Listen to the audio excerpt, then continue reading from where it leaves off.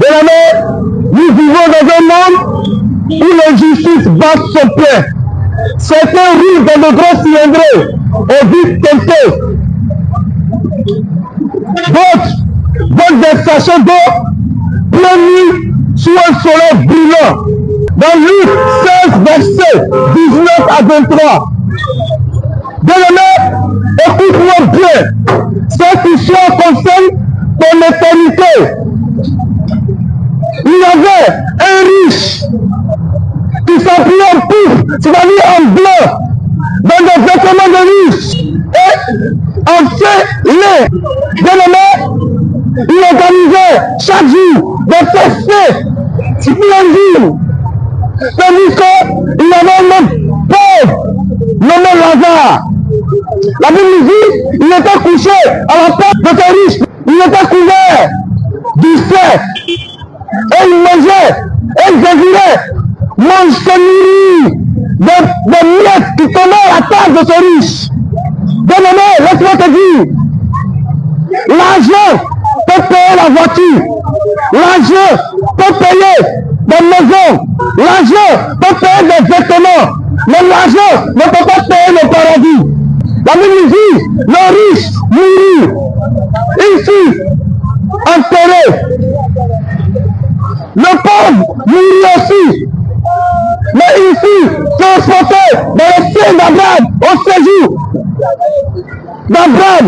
Le riche, lorsqu'il est arrivé au séjour de mort, la Bible dit, quand il a levé ses yeux, il était dans le tourment, il hurlait de douleur, tandis que le pauvre était auprès du Père dans le séjour d'Abraham, le Père de tous.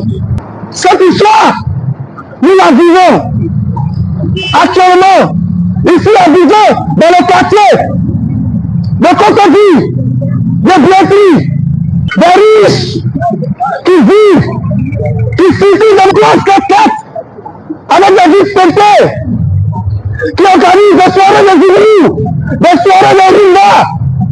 Mais à peine, quand ils sortent de leur maison, ils ne regardent pas qui veut. Ces personnes qui sont malades, ces personnes qui sont dans la détresse. Mais laisse-moi te dire, bien-aimé, quand la mort frappe, tout s'inverse. Dieu tiendra compte de nos choix que nous avons fait sur la terre pour pouvoir hériter l'éternité. Mais la bonne nouvelle pour toi, bien-aimé, il y a quelqu'un qui a abandonné sa royauté, qui est descendu sur cette terre, qui a porté des lycées à la croix. Il s'appelle Jésus.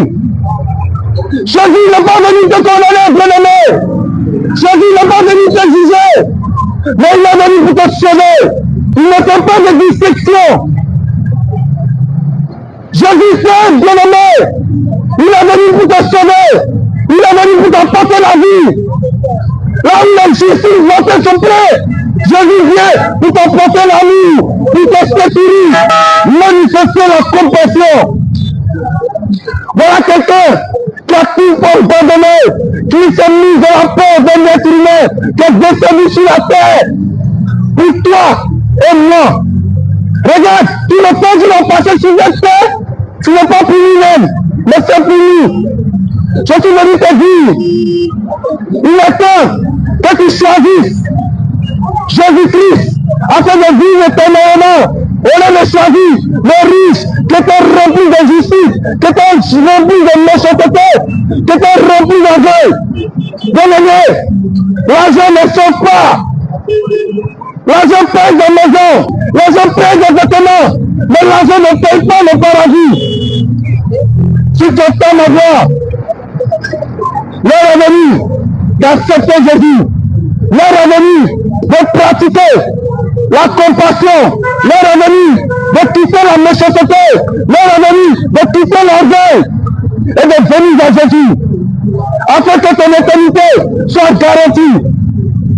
Je te mets sur ce mot pour te dire, c'est ton attitude sur cette terre, ta manière de te comporter, qui va garantir ton autorité. Ce n'est ni ton argent, ce n'est ni tes grosses voitures, ce n'est ni tes maisons, ce n'est ni tes habits. La première église, c'est le cœur. Dieu regarde dans notre cœur, bien-aimé. Comment tu te comportes avec ton frère qui n'a pas de quoi à manger. Comment tu vois ton frère qui est rempli de lettres, qui est rempli du sel. Revenez à Jésus.